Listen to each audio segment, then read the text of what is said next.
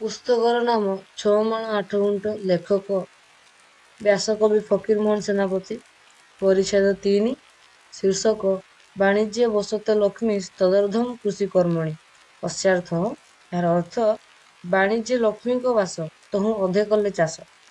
ଆମେମାନେ ଅନୁମାନ କରୁ ଜଣେ ମରହଟ୍ଟି କବି ଏହି କବିତା କହିଅଛନ୍ତି।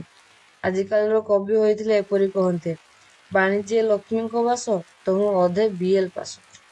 ମଙ୍ଗରାଜଙ୍କ ନଅର ଦେଖି କେହି କେହି ଅନଭିଜ୍ଞ ଲୋକ ଅନୁମାନ କରିପାରନ୍ତି, ଏହା ଗୋଟିଏ ଅଦାଲତର ବିଏଲ ପାସିଆ ଓକିଲଙ୍କ ଘର।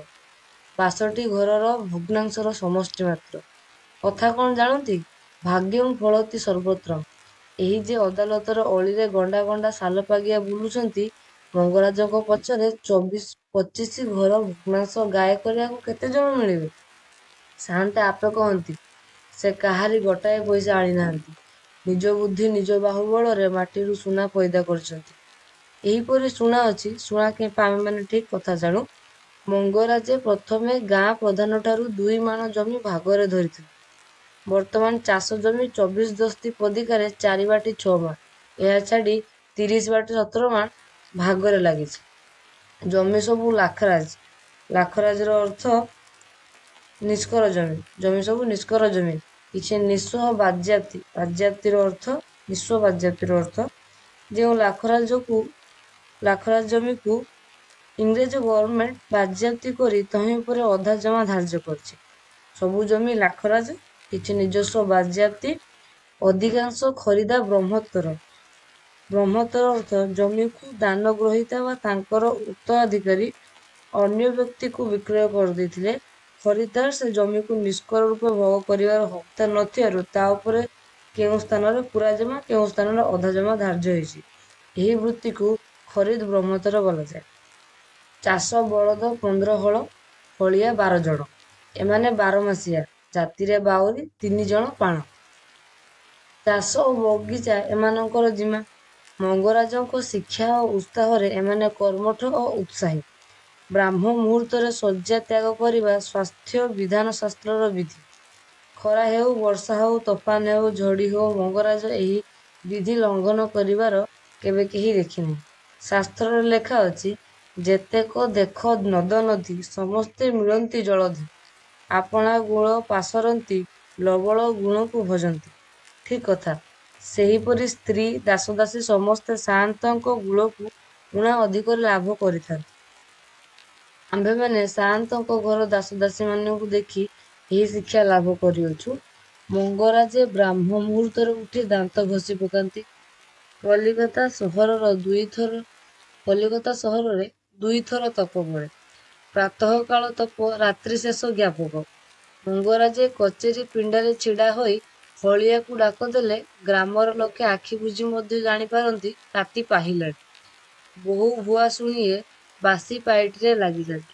ଭୁଆସୁଣୀର ଅର୍ଥ ନବବଧୂ। ବୋହୂ ନବବଧୂ ବାସି ପାଇଟିରେ ଲାଗିଯାନ୍ତି। ମଫସଲର ଲୋକେ ଘଣ୍ଟା ଫଣ୍ଟା ବୁଝନ୍ତି ନାହିଁ। ସୂର୍ଯ୍ୟ ମୁଣ୍ଡ ଉପରକୁ ଆସିଲେ ବଳଦ କାଦରୁ ଜୁଆଳି ବାହାରେ। ଆଖପାଖ ଚାଷୀମାନେ ଦୂରରୁ ଅନାଇ ଦେଖନ୍ତି ମଙ୍ଗରାଜଙ୍କ ବଡ଼ ତାଳପତ୍ର ଛତା ହିଡ଼ ଉପରୁ ଉଠିଲାଣି କି ନାହିଁ। ମଙ୍ଗରାଜ ତାଙ୍କର ହଳିଆମାନଙ୍କୁ ପୁଅ ପରି ପାଳିଛନ୍ତି। ମା ବାପା ପିଲାମାନଙ୍କର ଖିଆ ପିଆ ନିଜେ ନ ଦେଖିଲେ ସେମାନଙ୍କ ମନ ମାନେ ନାହିଁ। ହଳିଆମାନେ ଧାଡ଼ି ହୋଇ ଖାଇବାକୁ ବସିଗଲେ। ସାଆନ୍ତେ ରାନ୍ଧୁଣିଆକୁ ଉଚ୍ଚ ସ୍ୱରରେ ଡାକ ଦିଅନ୍ତି, ଆରେ ତୋରାଣି ଆଣ, ତୋରାଣି ଆଣ, ଏମାନଙ୍କ ତଣ୍ଟି ଶୁଖି ଯାଉଛି। ରାନ୍ଧୁଣିଆ ଅଭ୍ୟସ୍ତ ବିଦ୍ୟା ପ୍ରଭାବରେ ଫି ଜଣକୁ 2 କଂସା କରି ତୋରାଣି ଦିଏ।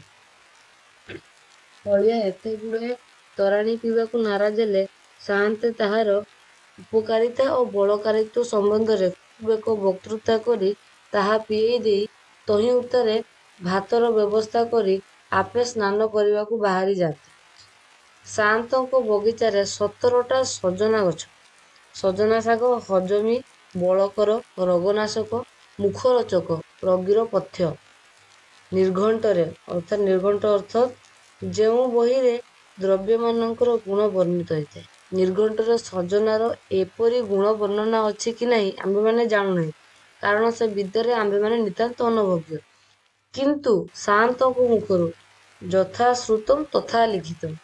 ସେଥିସକାଶେ ବଗିଚାର ସଜନା ଶାଗ କେରାଏ ମଧ୍ୟ ହାଟକୁ ଯାଏ ନାହିଁ। ହଳିଆମାନଙ୍କର ବଳବର୍ଦ୍ଧନ ଓ ପୋଷଣ ନିମନ୍ତେ ଉତ୍ସର୍ଗୀକୃତ। ଏହି ଫୁଲ ଦେଖୁଅଛ, ଏପରି ଉପାଦେୟ ପଦାର୍ଥ ପୃଥିବୀରେ ନାହିଁ। ପୁଞ୍ଜାଏ ରାଇ ଯଦି ସେଥିରେ ମିଶେ, ତା କଥା ଛାଡ଼। ପରମେଶ୍ୱରଙ୍କ ସୃଷ୍ଟିରେ କେତେ ଭଲ ଅଛି, ସେଥିରେ ଭଲ ମନ୍ଦ ମିଶାମିଶି।